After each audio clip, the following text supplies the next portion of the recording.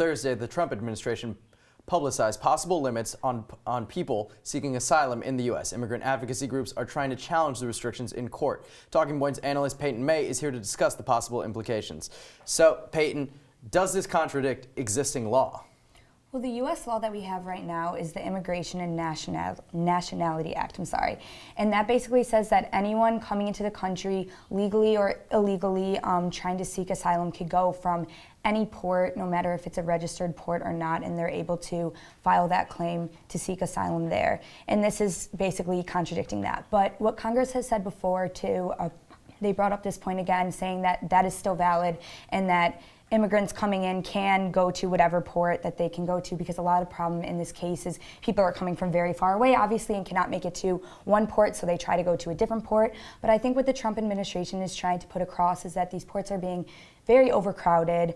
They're overwhelmed by the amount of people coming.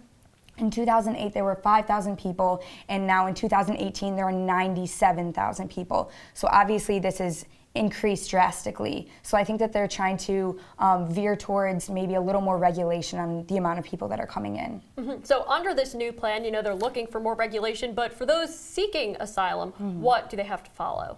So basically, they have to go through specific entry ports that are laid out, and if they don't go through those specific ports, then the deportation process is going to follow that, and they won't be able to file the claim for asylum. So that's different, obviously, than it has been before, because someone could come in and file that later. But right now, how I said that, the ports are very overwhelmed. So there's people that have been waiting days, weeks, sitting on the side of the border, camping out, trying to get into the country just for their preliminary hearing. So we'll see if that's going to continue or get even worse, potentially, because of the amount of people that are only being funneled into, say, 4 ports instead of 10.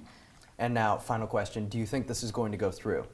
Well, I do think that this is going to go through. Right now, the ACLU has filed suit, and they're hoping that federal district judges in California are going to hold off on this ban tomorrow, but we'll see if that goes through. I think Trump administration is using the same premise that they've used on the travel ban. So now that he has Kavanaugh and a lot of more right-leaning justices on the court, he might be able to run with that and keep that just like how he kept the travel ban.